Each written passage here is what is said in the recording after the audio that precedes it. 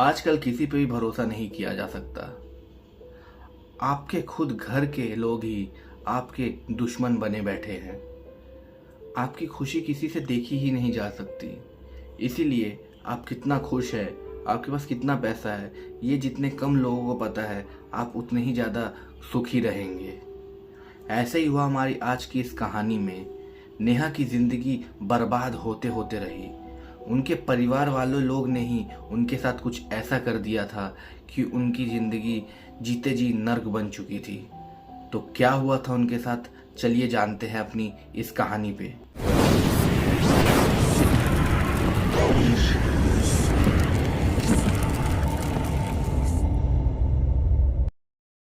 नेहा, जो अभी अभी 15 साल की हुई थी और अपने बोर्ड एग्ज़ाम में बहुत ही अच्छे नंबरों से पास हुई थी। नेहा पंजाब में रहती थी। तो जैसे ही वो बोर्ड एग्ज़ाम पास करती है, अपने स्टेट के एक अच्छे से जूनियर कॉलेज में एडमिशन ले लेती है। उसके एडमिशन लेते ही उसके घर पे उसके ताऊजी आते हैं और नेहा के पढ़ाई लिखाई या उसके एक्स्ट्रा करिकुलम एक्टिविटी के बारे में उसकी मम्मी से पूछने लगते हैं। और नेहा की मम्मी बहुत ही प्राउडली, बहुत ही खुश होके बताने लगती है कि नेहा कितना अच्छा पढ़ने में है और एक्स्ट्रा करिकुलर एक्टिविटी भी बहुत अच्छी तरीक़ा से करती है। नेहा की मम्मी एक सिंगल मदर थी, क्योंकि नेहा जब पैदा हुई थी उसके कुछ सालों के बाद ही उनके पापा ने उसको और उसकी मम्मी को छोड़ दिया था। ना ही कोई फाइनेंशियल सपोर्ट करते थे और ना ही कभी अपना मेंटल सपोर्ट दिया। तो नेहा की मम्मी ने नेहा को अपने आप ही पाला था। जितने भी फाइनेंशियल प्रॉब्लम थे खुद ही फेस किए थे। इसलिए नेहा की मम्मी उसके ऊपर बहुत प्राउड थी, क्योंकि नेहा एक बहुत ही अच्छी लड़की थी और पढ़ाई में भी बहुत चतुर थी। तो जब नेहा के ताऊजी ने नेहा की मम्मी से नेहा के बारे में पूछा, तो उसकी मम्मी ने नेहा की बहुत ज़्यादा बड़ाई की। नेहा अचानक कुछ दिन बाद बहुत ही ज़्यादा बीमार पड़ गई। नेहा को रात में नींद आना बंद हो गया, क्योंकि उसे अपने घर में कुछ अजीबोगरीब परछाइयाँ दिखती थी।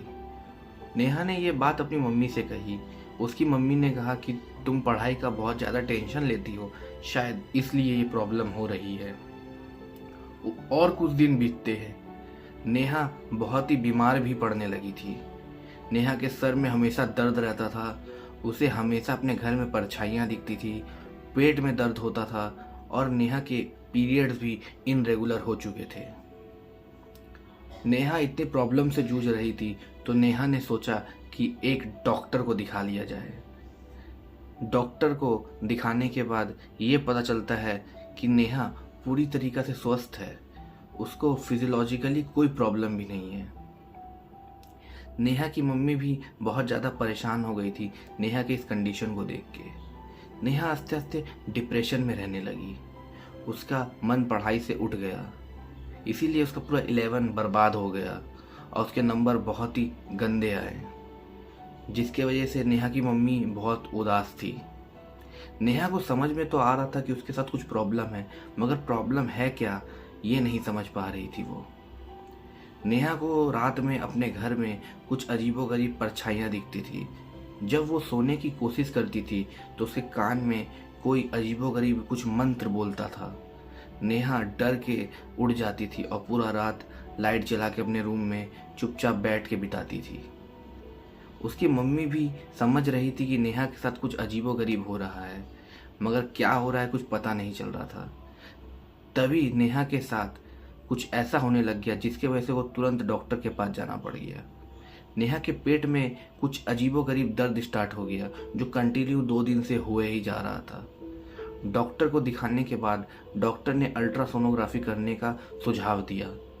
नेहा का अल्ट्रासोनोग्राफी सब कुछ होने के बावजूद रिपोर्ट में कुछ नहीं आया। डॉक्टर परेशान हो गए।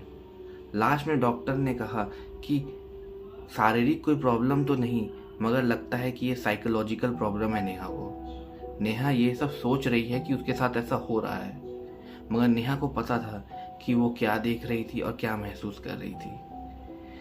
नेहा अपने घर में ही डर डर के रहती थी। एक दिन रात के समय जब नेहा अपने रूम से बाहर निकली पानी लेने के लिए, तो उसने देखा कि किचन में कोई औरत काली साड़ी में बैठ के सिसक सिसक के रो रही थी। यह देख के नेहा बहुत ही ज़्यादा डर जाती है और अपने रूम में चल जाती है और रूम को अंदर से लॉक कर लेती है।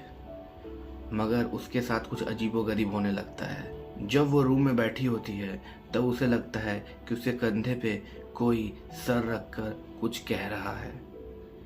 आवाज़ स्पष्ट नहीं थी, तो नेहा को समझ में नहीं आ रहा था कि कोई क्या कह रहा है। ये देखने के बाद नेहा को पता चल गया था कि ये सब बहुत ज़्यादा ही हो रहा है। अब जाके नेहा पूरी तरीक़ा से परेशान हो गई थी और नेहा को ये सब सहन करना अब एकदम भी गवारा नहीं था। वो अपने मम्मी से बोलती है और डॉक्टर के पास वापस से जाती है। डॉक्टर वही साइकोलॉजिकल बीमारी बोल के नेहा को कुछ दवाइयाँ दे देते हैं और नेहा को वापस से घर भेज देते हैं। नेहा कंटिन्यूअसली 3 महीने से साइकोलॉजिकल दवाई खा रही थी, मगर कोई असर तो हो नहीं रहा था।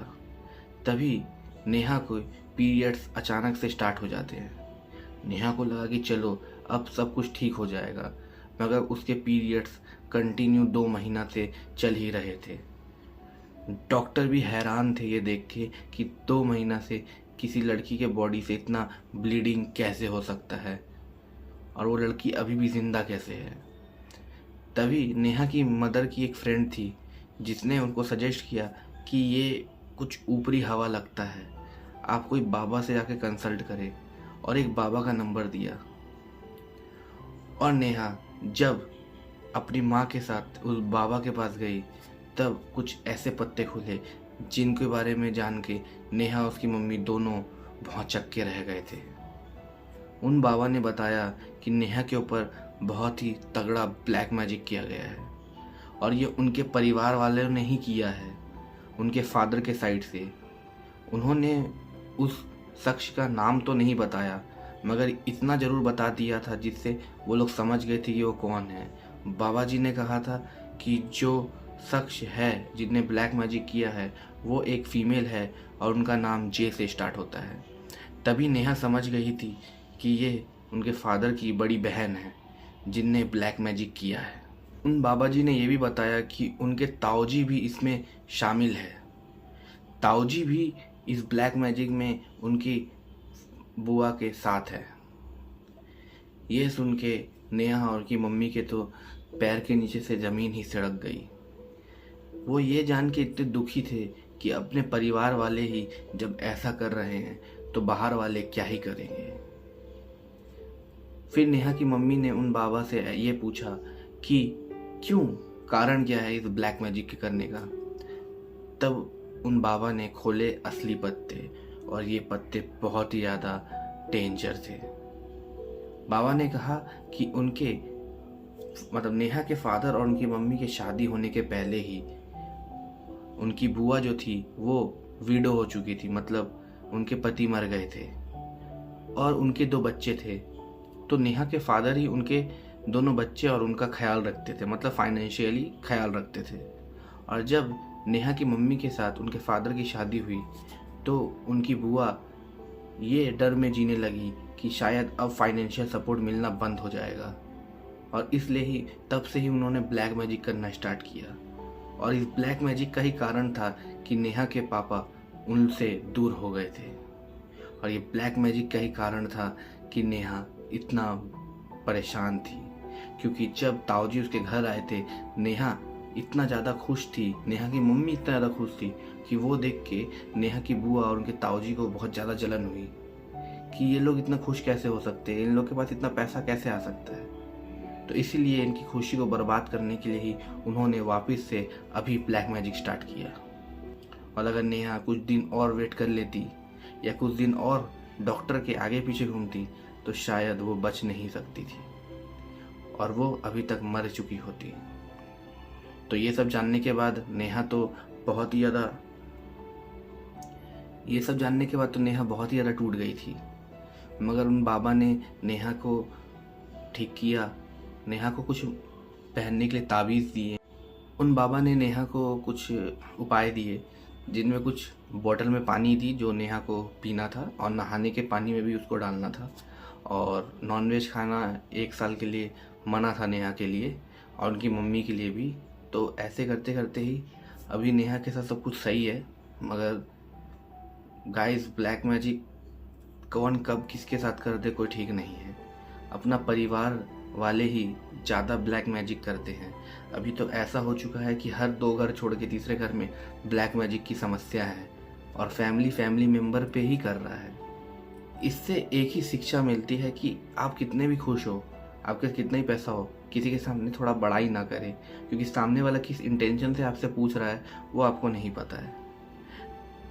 तो चलते हैं, आज की कहानी यहीं ख़त्म होती है। तो मिलते हैं आपसे नेक्स्ट कहानी में, तब तक के लिए बाय।